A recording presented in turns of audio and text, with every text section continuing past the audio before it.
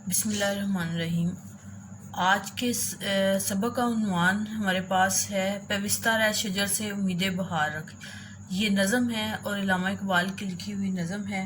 اس نظم کا مرکزی خیال یہ ہے کہ امت مسلمہ کی ترقی آپس کے اتفاق، اتحاد اور باہمی ربط میں پوشیدہ ہے۔ ہمیں نا اتفاقی سے سبق حاصل کرنا چاہیے، فرد اور قوم کے درمیان تعلق کو مضبوط کرنا چاہیے، اپنے اندر حقیقی مسلمان کی خوبیاں پیدا کریں، اخوت، بھائی چارے اور مساوات کا درس دیں تاکہ ہم ایک مضبوط قوم بن سکیں۔ تو اس میں ان اشعار کا ہم مختصر جو ہے وہ مفہوم اس کا کریں گے۔ تو پہلا شعر ہے، ڈالی کی جو فصل خزاں میں شجر سے ٹوٹ، ممکن نہیں ہری ہو صحاب بہار سے۔ علامہ اقبال نے در حقیقت ایک درخت اور شاخ کو لیتے ہوئے امت مسلمہ اور مسلمان فرد کی بات کی ہے اور کہا ہے کہ جو شاخ فصل خزاں میں اپنی درخت سے ٹوٹ جاتی ہے، جدا ہو جاتی ہے، تو اس کو بہار کا بادل بھی سرسبز و شاداب نہیں کر سکتا۔ اس کا مطلب ہے کہ جو شخص اپنی قوم امت مسلمہ سے کٹ جاتا ہے تو وہ اس کے بعد اس پر ترقی نہیں آ سکتی، وہ ترقی نہیں کر سکتا اور اپنی پہچان جو ہے وہ کھو دیتا ہے۔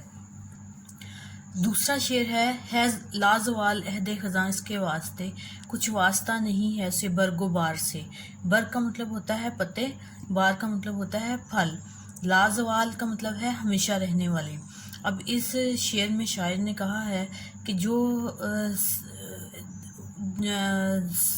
شاخ اپنے درخت سے کٹ کر علیحدہ ہو جاتی ہے، اس پر ہمیشہ کے لیے خزاں طاری ہو جاتی ہے اور نہ اس پر پتے لگتے ہیں، نہ اس پر پھل آتا ہے، وہ ہمیشہ کے لیے ختم ہو جاتی ہے۔ در حقیقت یہ دوسرے سٹیپ میں مسلمان سے ہی مخاطب ہیں اور مسلمان کو اتفاق اور اتحاد سے رہنے کا درس دے رہے ہیں۔ تیسرے شعر میں شاعر نے کہا ہے کہ ہے تیرے گلستان میں بھی فصل خزاں کا دور، خالی ہے جیب گل زر کامل عیار سے۔ یہ مسلمان فرد کو مخاطب کرتے ہوئے کہا کہ اے مسلمان، تیری قوم میں جو ہے وہ تباہی اور بربادی کا جو دور ہے وہ شروع ہو چکا ہے۔ اب تیری قوم سے جو مسلمانوں کا خیال رکھنے والے، اچھی سوچ رکھنے والے لوگ تھے، وہ ختم ہوتے جا رہے ہیں، بالکل ایسے ہی جیسے پھول کے درمیان کا جو حصہ ہوتا ہے جس کو شاعر نے پھول کی جیب کہا ہے، خالص ہونے سے خالی ہوتی جا رہی ہے۔ شعر نمبر 4 ہے، جو نغمہ زن تھے خلوت اوراق میں طیور، رخصت ہوئے تیرے شجر سایہ دار سے۔ اس شعر میں بھی در حقیقت شاعر جو ہے وہ مسلمان سے مخاطب ہے۔ نغمہ زن کا مطلب ہوتا ہے گیت گانا، خلوت اوراق پتوں کی تنہائی، طیور طائر کی جمع ہے، شجر سایہ دار یعنی کہ گھنا درخت۔ اس میں شاعر کے کہنے کا مطلب یہ ہے کہ وہ پرندے جو گھنے درخت پر بیٹھ کر گیت گا رہے تھے وہ تمام کے تمام اڑ چکے ہیں، یعنی کہ کہنے کا مطلب یہ ہے کہ مسلمان قوم سے جو مسلمان فکر رکھنے والے تھے، مسلمانوں کا احساس کرنے والے تھے، مسلمانوں کو خطرات سے بچانے والے تھے، وہ جو ہے وہ فات پاتے جا رہے ہیں اور اللہ کے پاس پہنچ گئے ہیں۔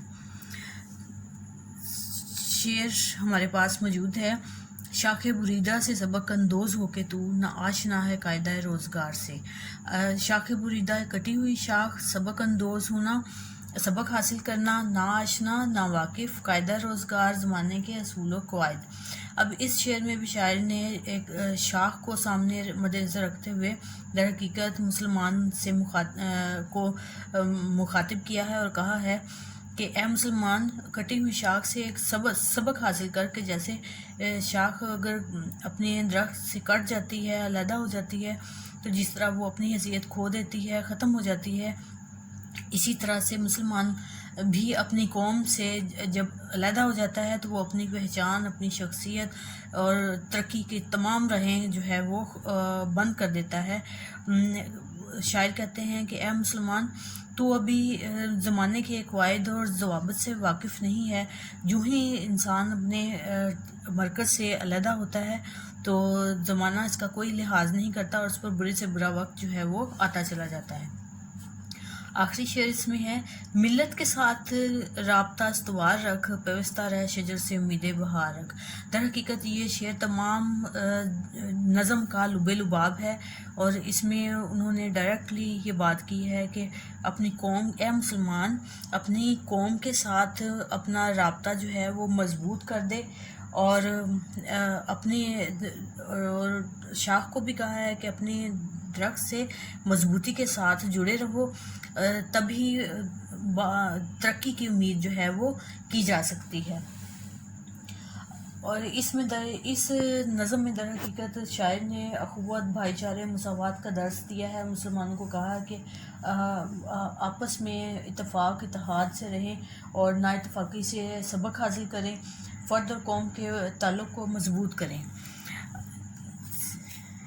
اس میں مختصر سوالات مندرجہ ذیل ہیں۔ اقبال نے ڈالی اور شجر سے کیا مراد لیا ہے؟ ڈالی سے مراد ہے مسلمان اور شجر سے مراد ہے امت مسلمان۔ عہد خزاں کس کے واسطے لازوال ہے؟